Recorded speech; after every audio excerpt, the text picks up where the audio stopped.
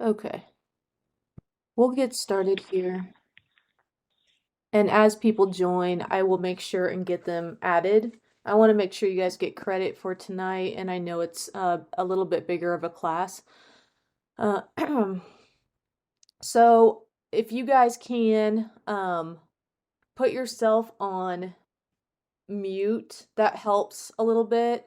And if you can put your cameras on, they do require that for Children's Alliance. I don't mind if you guys are needing to eat or kind of be multitasking. That's fine as long as you guys are kind of engaged with this. If you have questions throughout, you can unmute yourself and ask, or ask in the chat. That usually pops up for me and I can see that.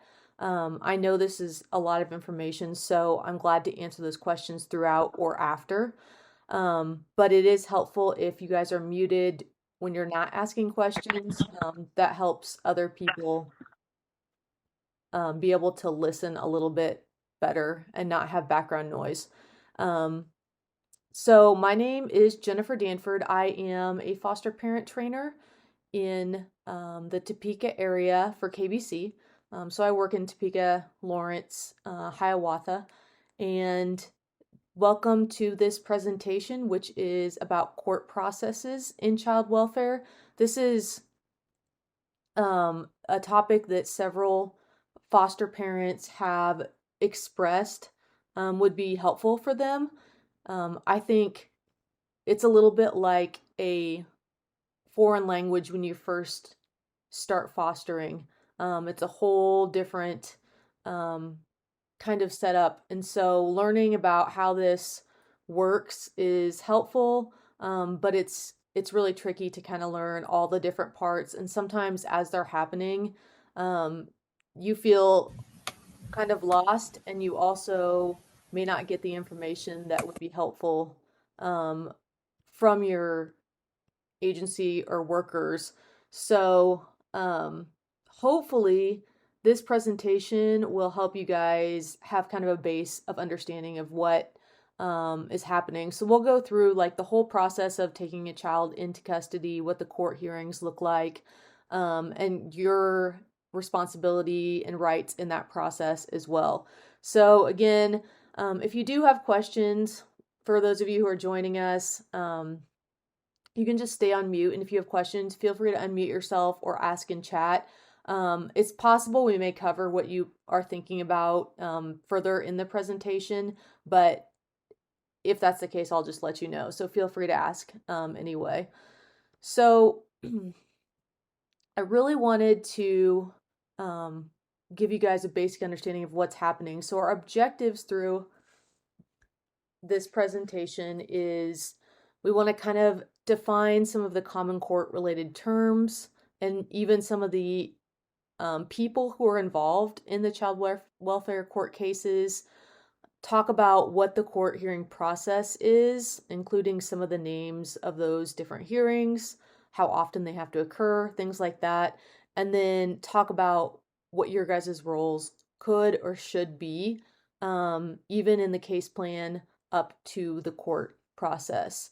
I will say, as a side note, that every county does do things a little bit differently, but there are standards to which the entire state as well as the entire nation has to uphold in order to best serve our kids who are in care. So, just to give you a quick background, 1998 is when Kansas moved to a privatized foster care system, which means that DCF used to take care of all of the stuff that your private agencies do, which includes case management, child placing, licensing, all of that stuff. Instead, they a contract goes out to different agencies who do those things. It's one of only 2 states in the United States to have 100% privatized foster care. Most of the other states have either their version of DCF, or whatever that may look like, either has the whole, takes care of all that stuff, or they have it part privatized, and then their version, does the rest of it. So here in Kansas, all reports of abuse and neglect are investigated by DCF, which is the Department of Children and Families. So any agency that you may be attached to, which we'll talk about this later, St. Francis, KBC, TFI, or Cornerstones, or any other one, if you are from a different area that's not here, those agencies have no responsibility for reviewing those reports of abuse and neglect. They do not deal with that initial investigation. Their responsibilities come later after the child's already placed into care. So once a child comes into care, that's when a referral is made to one of those agencies, which the official name is Child Welfare Case Management Provider, which is a huge name for just those contracted agencies. And those agencies also bid for contracts every, I don't know off the top of my head, it's fairly often. And so every now and then those contracts will switch up a little bit. And so the providers may change in certain areas.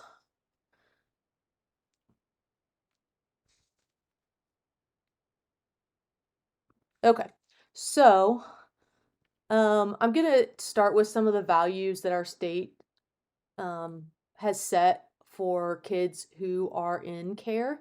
I just want to go through these really quick because I think some of our systems should be based on these, whether or not they are. So some of these values: all kids deserve to be protected and free from abuse and neglect. Kids and children should be maintained with their family whenever possible. Families are important to the health and wholeness of children, and research does show this, by the way, that kids do struggle later on in life when they don't have that connection to their biological family. And we know there are times where it's just not possible to keep them connected, but that's why these are some values. We know our kids need consistent nurturing in a healthy environment. So that's kind of the other side of that, to realize their full potential. If that's not possible in their home environment, that's when we have to look at other solutions. So kids and families are to be understood within the context of their own family and culture. We know the culture piece is also really important to developing identities. Our court decisions are based on that as well. All of our children need and deserve healthy, enduring relationships that provide stability and belonging. Foster care is a temporary intervention with the primary goal of reintegration, and if reintegration is not possible, secondary goal would be to attain another form of permanency, such as adoption. So think back to your MAP classes you took when they talked about foster care being temporary. We really don't want that to be a state of limbo that our kids are in forever. So we'll talk about goals a little bit when we get going here. So Kansas child welfare staff should demonstrate integrity, understanding, and compassion when addressing and overcoming difficult issues with children and families. So that that places a responsibility on us, on social workers, caseworkers, anyone who is part of the child welfare system. And the courts are supposed to be part of the overseeing people on that, as well as DCF. So Kansas child welfare staff should be committed, qualified, trained, and skilled, supported by an effectively structured organization. That's why the bids come up ever so often. We want to make sure that we have companies that are continuing to do good work with our kids. And then parents have the primary responsibility for child safety and well-being, but we know that the entire community can help with that. So we do want to have support for our kids within the community. So abuse and neglect in child welfare, 4 million child maltreatment course reports were received in 2021. This is really the last year that I can get good research from, so that's a lot. This is essentially calls that came in that were abuse and neglect referrals. So out of those 4 million, 2.9 million children receive prevention or post-response services. So in this case, something happened. So I'll talk later about what it looks like to sort through these referrals and what that looks like. So in that case, almost 3 million, really something happened. We have, actually, it says 150,000 received foster care services. I think it was more like 400,000. I don't know why that's on there. So here's some numbers about what they came in for. We have 76% were neglected, 16% are physically abused, 10% are sexually abused. We'll talk about thresholds for what it looks like in terms of threshold of proof and how we have to show that to the judge. My guess is that neglect is probably one of the easier ones to prove in a petition, and so it is likely that some of these numbers are probably higher for physical abuse and sexual abuse, but they just it was easier to prove neglect on the petition. And then we have 6.4 psychologically mistreated. So again, 600,000, that's probably the right number. Were neglected and abused in 2021. Neglect was the most common. So on here, one of the biggest things that we know is that most kids are abused by a parent. That number is about 77%. And so that's why we have to set up these cases, work with parents, and get through the courts. So let me talk about making a report really quick, and then we'll get into what it looks like when that happens in the court cases. So anyone can make a report. They can call in Kansas, call a number. I've got it on here. Or you can go to a website, which is dcf.ks.gov.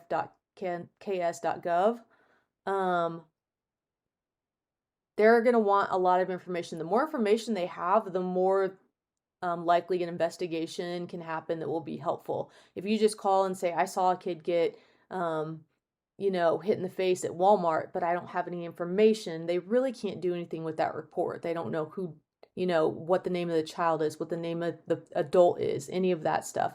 So here's kind of a list of the information they'd like to have is, who is the person who was abused? Who else knows what happened? Who lives in the home? A lot of times they'll just ask these questions straight down. What happened? What does it look like? What did you observe? All these things. When they want a date, they want a date it happened. They want a date you reported it. Did you report it to law enforcement? And then where? So another thing is you can report anonymously. All reports are to be anonymous. However, a lot of times people can figure out by the information provided, who made the report. If only one person witnessed the incident, then it's you who made the report likely. And so sometimes anonymous isn't really anonymous. However, if you give your name, it should still be anonymous. If you don't give your name, there's really no way for you to figure out whatever happened with that report. If you do give your name, you can at least get a letter that tells you that it was opened as an investigation. If you give your name and address. So that's something to know. There are mandated reporters. I'm going to tell you really quick what they look like, who they are. Just so you know, these are people who have to report when they think abuse or neglect is happening. They don't have to investigate and then report. As a caseworker, if I thought something was going on, if there was a broken bone or a broken finger or something, it wasn't my responsibility to investigate and then report. Responsibility was to let someone know and then they would investigate. So if one of these people maybe reports on a child in your home or a child's sibling, it is they're at a they could lose their license or job if they don't report. So anyone in the healing arts, dentistry, optometry, nurses, psychologists, anyone really who's in the therapy field, social workers, counselors, alcohol and drug abuse counselors, teachers are mandated reporters, any administrator at the school, firefighters, people at the hospital, so emergency medical service, law enforcement, and then juvenile intake. So all those people, if they see anything, they do have to report it. So let's get into the investigation process. So this is what this flow chart is the start of what it looks like when a kid comes into care. So there's child abuse or neglect suspected. Someone thinks that something happened. They see bruises or something like that. So a professional or community member, so maybe, someone I just talked about, or you, or anyone off the street, report suspected maltreatment to CPS, which would be Department of Family and Services here, and then a worker screens a report. So one of two things can happen. They look at the report and say, okay, I think there's enough information here to warrant an investigation, or they say, I don't like the thing happened at Walmart. All we know is a child got hit at Walmart and I don't have enough information. It's screened out, or it's something that doesn't meet their threshold. So it's screened in on this side. Three things can happen. There are no safety concerns and risk is low. If that happens, they can either close it or they can conduct a family assessment, and we'll talk about that in a minute. So then the other thing it can happen if it gets screened in is that there's risk is moderate. Again, they can do a family assessment or they can open an actual investigation. The third thing is safety concerns exist and risk is significant. So maybe a police officer stopped a car and mom was driving and she was drunk and kids were in the back. That's significant risk. There needs to be an investigation. Okay, so this chart picks up where that last chart ends. So there's two options. Either you investigate or you conduct, a family assessment. So let's go over here and talk about a family assessment. They do a family assessment. Either there are no services, we don't need to do that. They can refer them somewhere else, or they may refer community-based services. Give them a referral to the community mental health center in your area. But this is not mandatory at this time. We're asking the family to do that on their own volition. So if we investigate, they could open up an investigation and find insufficient evidence of abuse or neglect. So then that's when it's unsubstantiated or unfounded. In that case, they close the case. They could just say it's done. They could refer them for voluntary services. Again, give them some referrals, but it's their own volition. They do not have to do that. If we investigate, we would find abuse or neglect, so it's substantiated. At this point, there's an open case. They could say there's low or no risk of future maltreatment, and they refer them for voluntary services. So there's a case open. That just means that they aren't being forced to use services, but they have a background now in our system. They have a substantiated case against them. So if something happens again, we see, okay, they have a substantiation behind them. That would add to risk for the next case, likely. So if there's substantiation, it could be the child has been harmed and there's a huge risk of future maltreatment. In this case, they would get this information, all the information, and they would put it in a petition and take it to the court. And this is when a judge would look over the petition and do one of two things. Say either the kid stays with the family and figure out services, and that sometimes our agencies are involved in those services. Again, typically they're not court ordered, but if they don't do them, sometimes a case can turn into a SYNC case, which is us. But in our case, this petition is filed, the child is placed in out-of-home care, and services are provided to the child and family. Out-of-home care, that's you guys, residential, anything where the child is not placed with their family. So here we are. Child is placed in out-of-home care, services are provided. This is when we have some other goals and areas. Child can either be reunified. This is a huge process. We'll talk about it. Custody granted to a relative. Parental rights are terminated. And then that case would turn into an adoption or permanent legal guardianship case, or our kids, some of them actually leave foster care at the age of aging out. So that's a lot. I do have a spreadsheet that's all on one page that I can send to you guys if you're interested.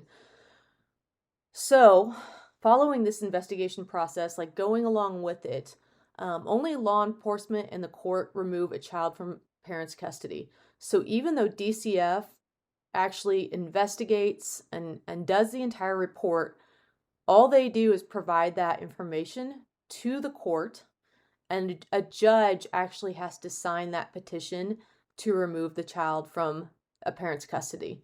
So it is DCF in combination with the court, but the court actually makes that order.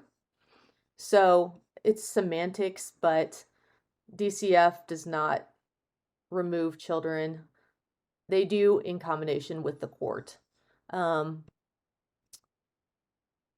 If DCF determines it's not possible to protect a child through preventative services, that's the petition they file, and this is where you hear the SYNC cases.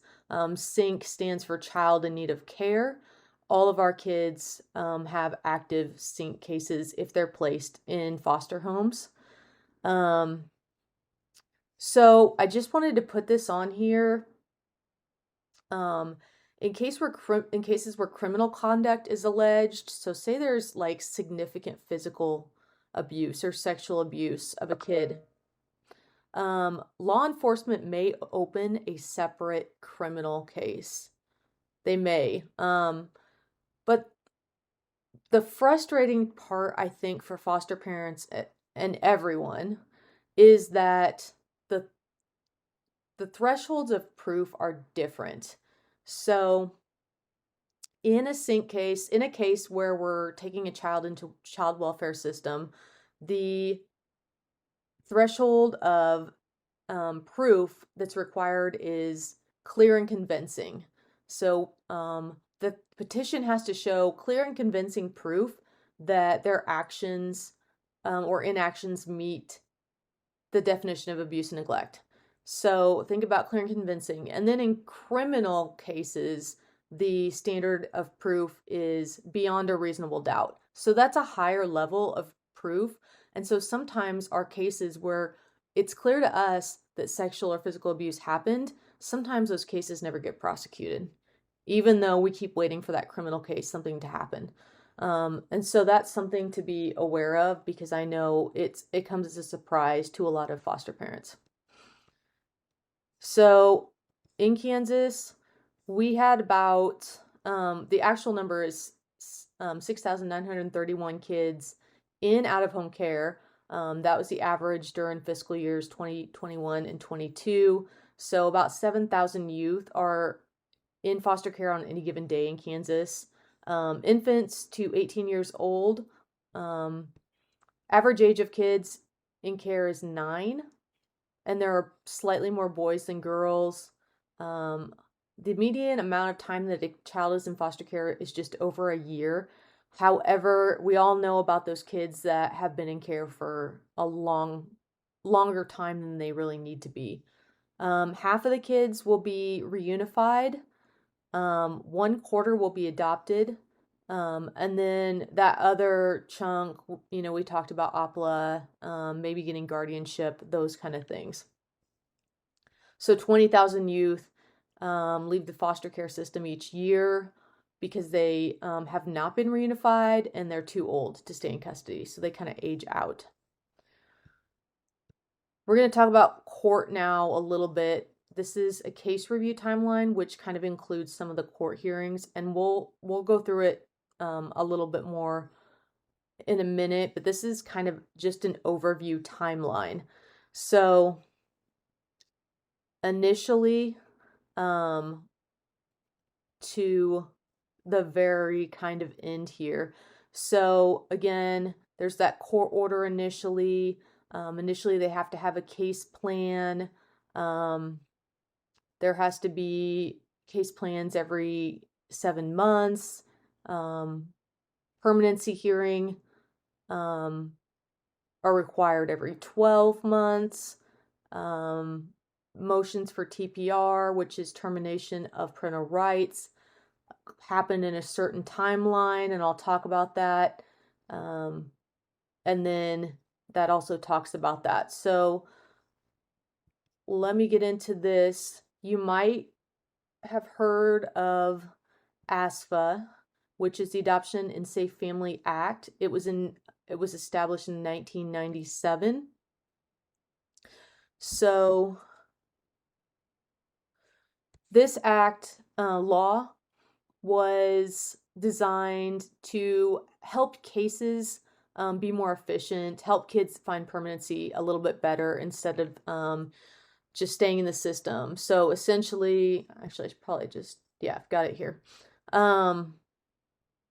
They define the limits of what it would look like time-wise for parents. So parents would have to show progress towards reintegration within 12 continuous months, or 15 out of 22 months from the date a child entered out-of-home placement. And if they don't show progress in those time frames, the court can look at actually scheduling a termination of parental rights hearing or moving towards adoption. So the thing about this is each county kind of does this differently. Some counties are very quick to do this. Some counties are they don't want kids to be in care for very long. And so they are known as counties that take this very seriously. Some counties are very aware of parents' rights, bio parents' rights. And so maybe a parent isn't involved in the case for 11 months, and that 12th month they start getting involved. And so the court backs off and gives them some extra time. So each county kind of interprets this in a different way. So that can be a little frustrating. This act also says that permanency hearings have to be held every 12 months. The court needs to be overseeing the case at least yearly to ensure that the agency is handling the case appropriately, that all parties are doing what they're supposed to be doing. The court is really at the top of this hierarchy here and should be watching to make sure everyone is actually doing what they need to do and it's not just stalling out. I think most foster parents kind of welcome court, at least because they know that something will happen or someone's watching or someone's doing something. It can feel like without meetings in court that no one is actually doing anything when it comes to moving forward with the child. So here's how the hearings work. The petition comes in to the court. The court signs the petition.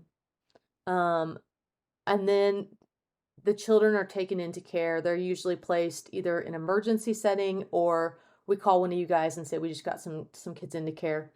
They're placed with you guys or family, kinship placements, relative placements. And within that 72 hours of that filing and us taking those children, we have to have a temporary custody hearing. And essentially, that hearing says if those kids need to remain in custody or go home. So that hearing is pretty quick. There's not a lot of evidence. It's basically based on that petition. The next hearing is the adjudication hearing. And that is really where the court wants to look at evidence beyond the petition. So this has to be held within 60 days of that petition. So there's some time there for all the parties to get ready what they need to get. The parent attorney, the state can prepare their case. But essentially, that's when they're really going to decide if the child is in need of care and in need of being, in foster care. And again, the state's burden of proof is clear and convincing evidence. So hopefully they would have that. I have not seen I've really never seen an adjudication hearing where a child has gone home, but I know they do happen. But it's very rare that it would get this far and then the court would say, you know what, this has been misfiled. So this hearing happens, and everyone has a lot more information at 60 days. So during this time, agencies are working to support the families, manage those cases, and work on the goals. So here's the agencies that are working with that. We do have other agencies that provide training, provide licensing, those kind of things. But here's the private agencies: St. Francis, KBC, TFI, Cornerstones. So after a child is adjudicated, that adjudication hearing, there has to be a disposition hearing. I'm going to be honest, most of the work I've done as a caseworker, which is 12 years, 15 years, it has been in Missouri. And so I know each county does it different. In Missouri, a lot of times they do the adjudication and disposition hearing at the same time. I think a lot of counties do that here, but I don't know that all the counties do. So you might find that out from your worker. But at a disposition hearing, typically that's when they go over things like case plans. They are very clear about what needs to happen from the parent with certain timelines. They might have court orders for things like substance abuse treatment or parenting classes or drug tests, even visitation might be in those kind of things. So that's a disposition hearing is really more of a case review sort of hearing. So placement decisions that happen at disposition or adjudication are responsibility of the case management provider, whatever agency you're working with. So they're the ones who in the end decide if that child ends up with a relative, kinship, or foster placement. So if you take a child who just comes into care, maybe a 2-year-old or 3-year-old, and then 3 weeks later, a relative steps up, that whoever you're working with, your agency decides whether that placement is to be changed. So those hearings all happen very quickly within the beginning. 60 days, the disposition hearing would happen pretty quickly after that. Following that, there has to be reoccurring permanency hearings. These can happen whenever. These can happen at the court's discretion. So if something happens, the court could have one, but they have to happen at the minimum of every 12 months. And this is when they go over the case plan goals, talk about the case, and the judge is ensuring that everybody is doing what they need to do. So again, the court will have the final say over the child's case plan, and also the goal. And the goals, we kind of talked about reintegration with the family, guardianship, adoption, or other planned permanent living arrangements, which is OPLA here in Kansas, which is aging out essentially. So this is actually this is this year. This starts in June of this year, and I think it goes to December. These are the case goals in Kansas, what they look like for our kids. So reunification, this isn't what kids left care as their goal. This is what goals are on case plans. So reunification is 56%, adoption is 32%, OPLA is 9%, and then we have a couple other ones, which custodianship and guardianship is very low, maintained in the family, 0.93. So really, reunification is usually about half, and then once the goal switches to adoption, those are our two biggest ones.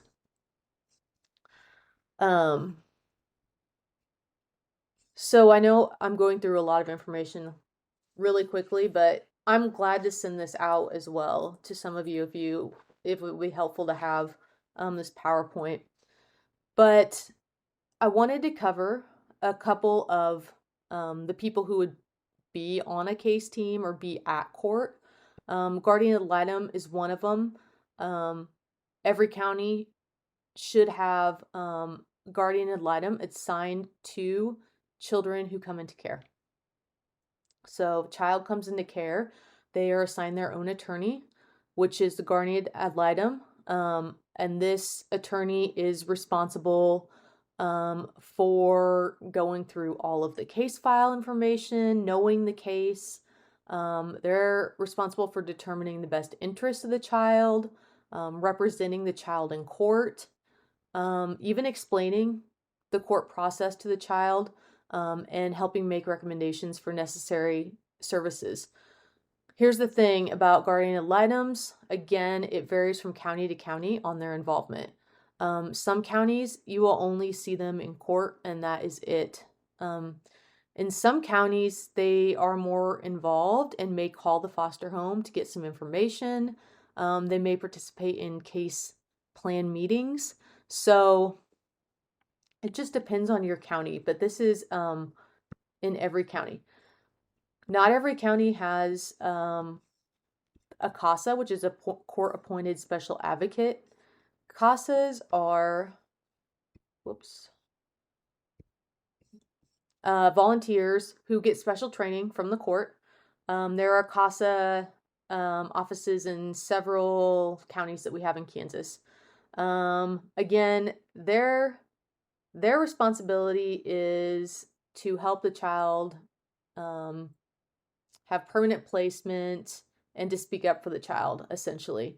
So again, they should know the case.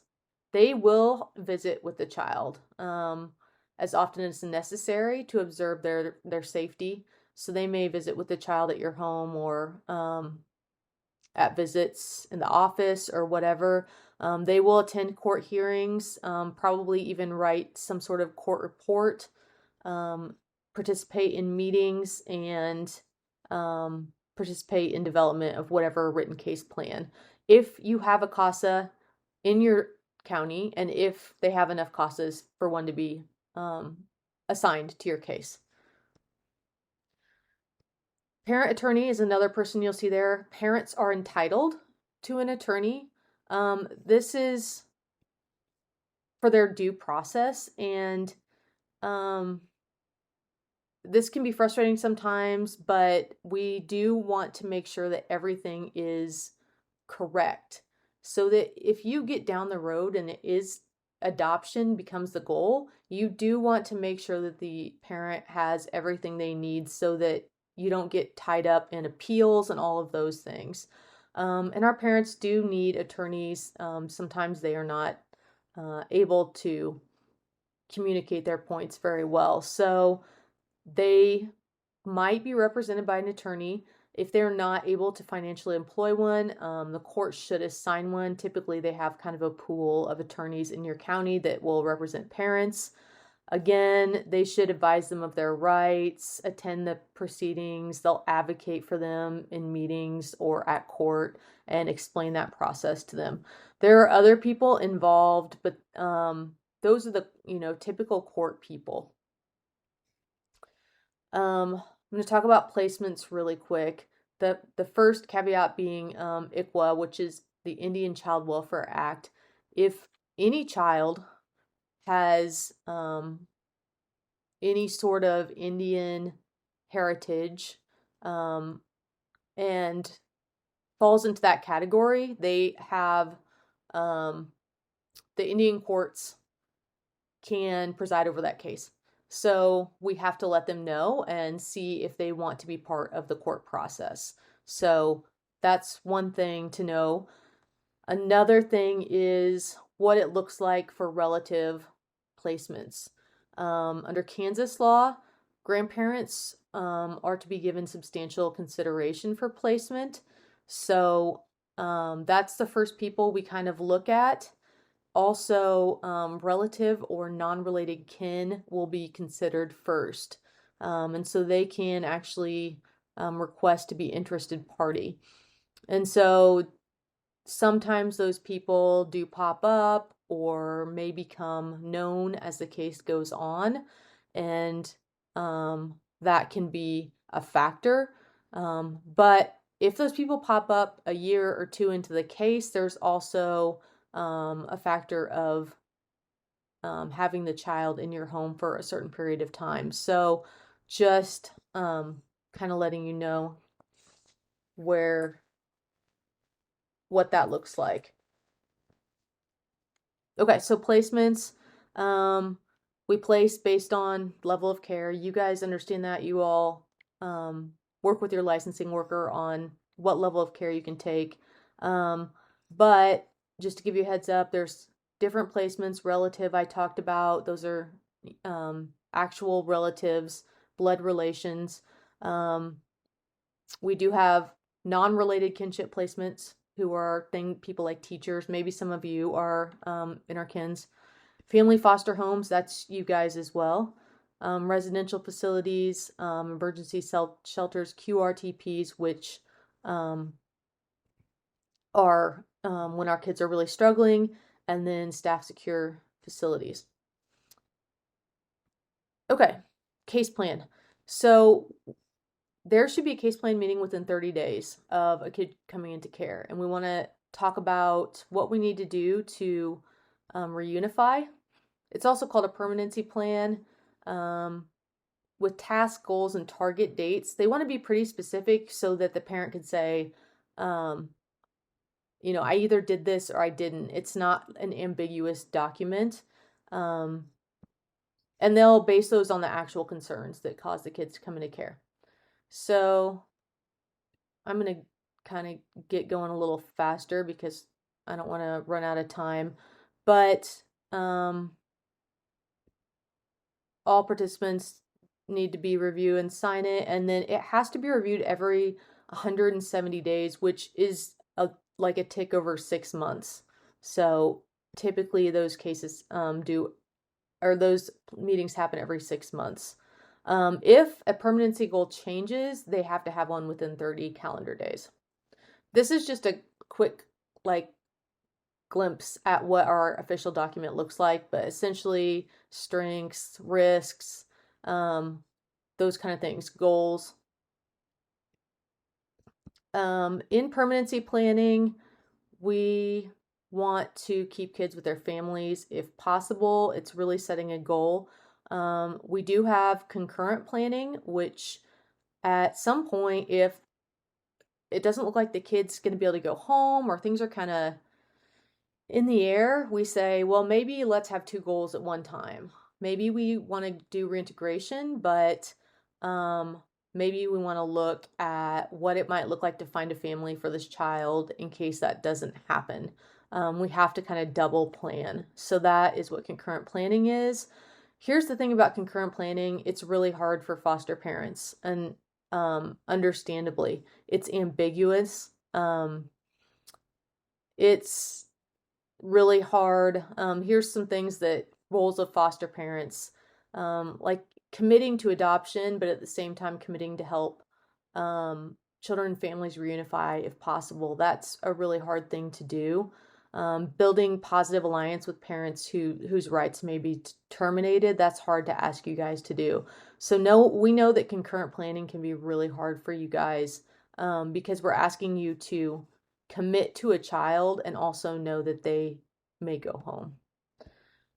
I'm going to skip over this. There are a lot of parents' rights and responsibilities when it comes to court and these cases. These are bio parents' rights, but essentially they need to participate in their plan and do what they need to do. When it comes to you guys, you do have rights. And I wanted to put these on here. Basically, a lot of these are you have right to information. You have the right to know when these meetings are happening. You have the right to know what happens at these cases and in these meetings. And so I would, look at your handbook every now and then and refresh yourself to make sure that you are utilizing your rights, because I think sometimes our caseworkers and our agencies, we get so busy that we get our stuff done and we forget to always tell you what's happening. And you guys are the ones who really need to be knowing what's going on with these cases. So make sure you are aware of some of these. You do have the right to be considered when appropriate as an adoption resource. So wanted to talk about a foster parent court report. You guys do have the right to be heard in court regarding the kids in your home. There is a web address down here, and again, I can send this out to you. But here's kind of the court report. It talks about how the child's doing in your home. There are some open-ended questions at the end. And so if you guys feel that, you're not being heard sometimes in court or in meetings, you can actually send this and it gets entered as an exhibit to the judge and into the judicial file. So this is on the DCF website. I can make sure you guys have that link. Here's some tips. In each county, it's different whether or not foster parents are allowed and if they can come in, if they can speak, those kind of things. But some of the tips are, stay informed about court dates and times. Sometimes you have to advocate for that. Sometimes you have to ask caseworkers and attorneys to explain what's happening in each hearing, because sometimes there's different hearings. Like they'll call a hearing because something happened, and so you need to figure out what's going on. Arrive early. Sometimes you have to wait a long time, but sometimes they're just buzzing through them and they'll call you in early.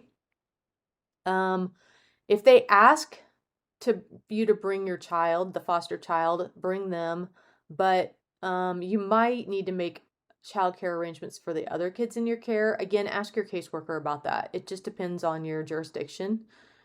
Dress appropriately for court. Speak slowly and clearly. Do give your answers out loud. Talk, refer to the judge as your honor. Talk to other foster parents in your area about how court goes. So TPR, termination of parental rights hearing.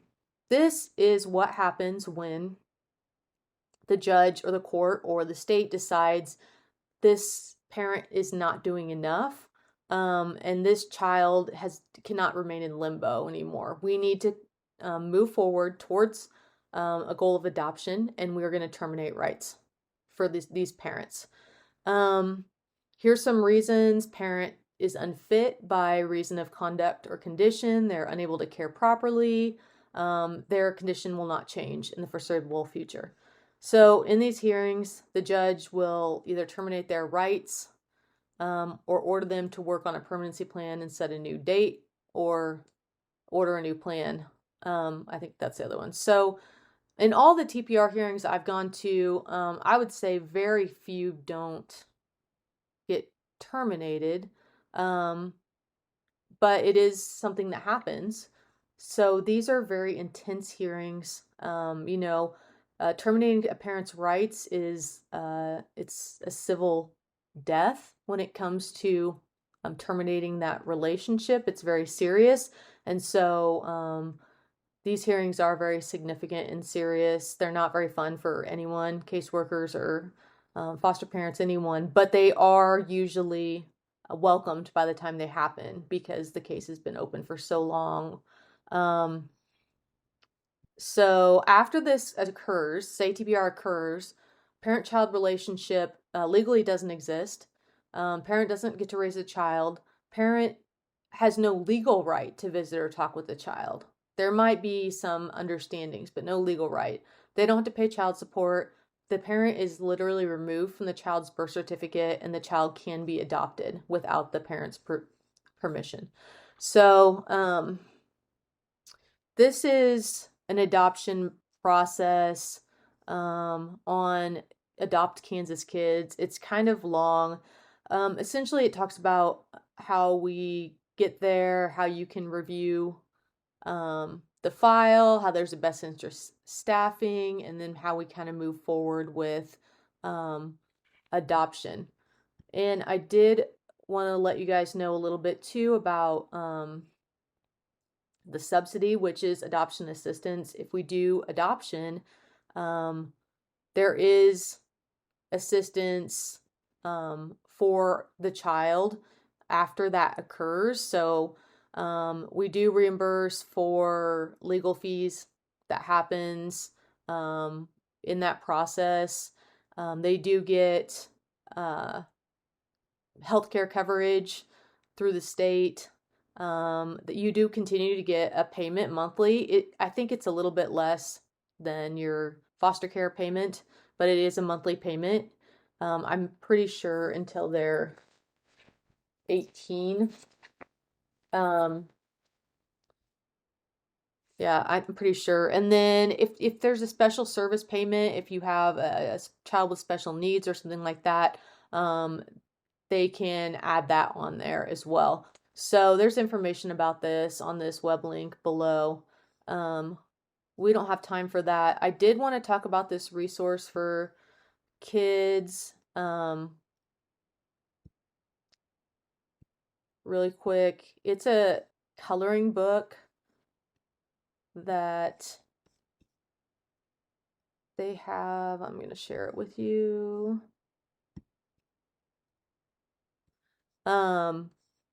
It's actually really cool. It's called Alex Goes to Court. And if you have a child in your home, a younger child, it might be something cool to print out. It talks about Alex getting ready for court, driving to court, who's your social worker, caseworker. Check the emotions that describe how you feel. Have you ever walked through a doorway like this one? It's very cool and helpful, I think, for kids who might have to go to court and might be a little bit fearful of that. And so that is part of this that I will share with you. And then I've got references, and that is it. I'm so sorry that took pretty much the whole time. It was a lot of information, but hopefully it was helpful to you guys. Hopefully you guys learned a little bit. And I'm glad to send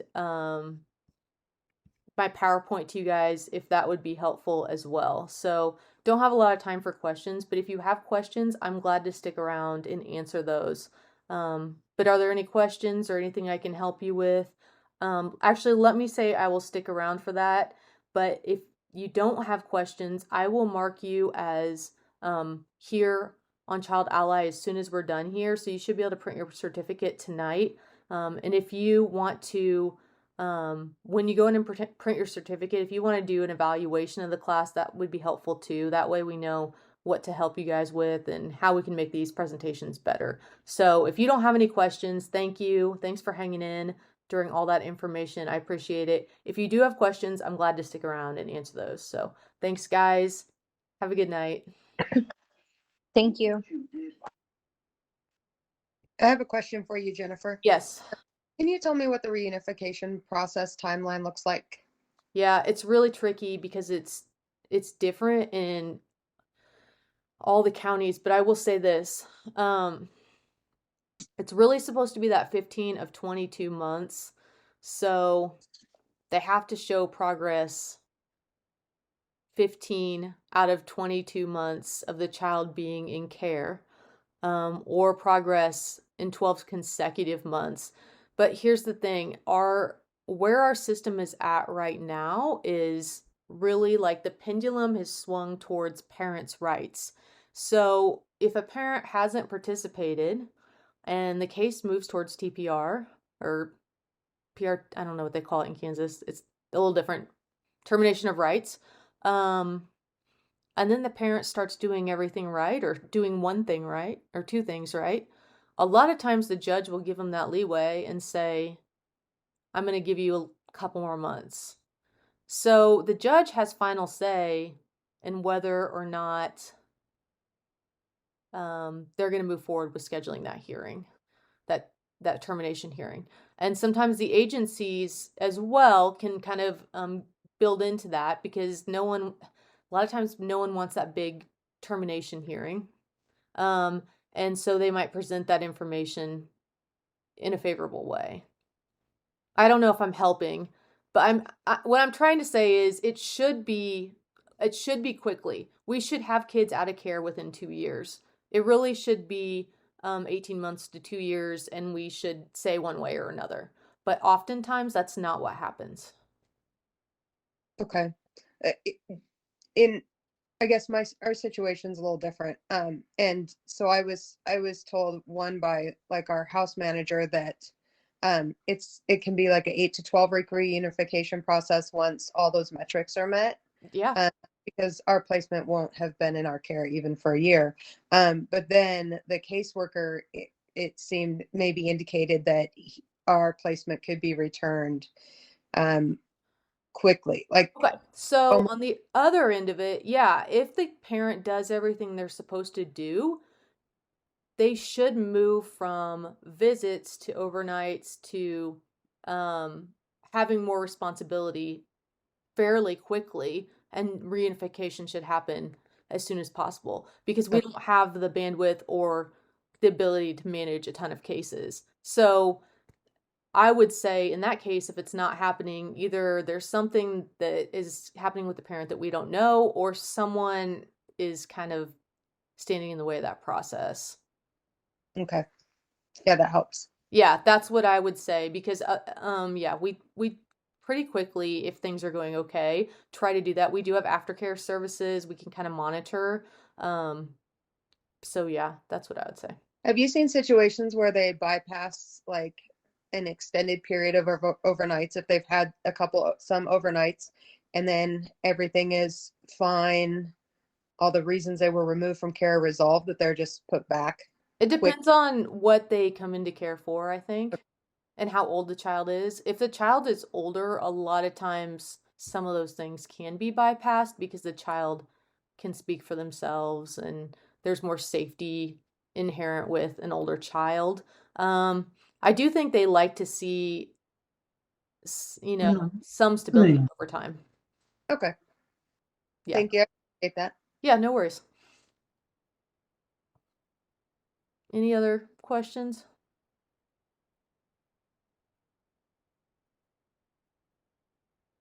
Nope. Nope. That was a We're lot of good. information. Sorry, guys. I zipped through it and didn't Sorry. even get to it all. It's good information. Yeah, I just knew I know a lot of people struggle with uh how things work and what the court looks like. So, yeah. And as you said, those things we're going back in our mind, all those things we did actually went through.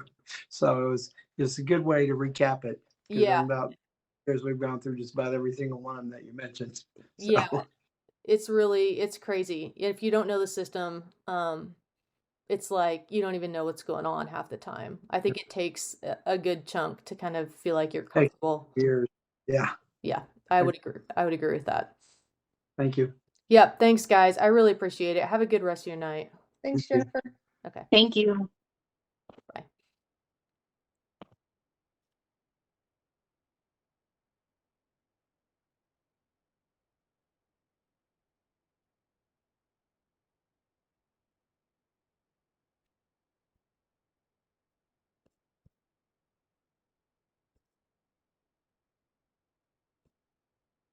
don't think I got everybody.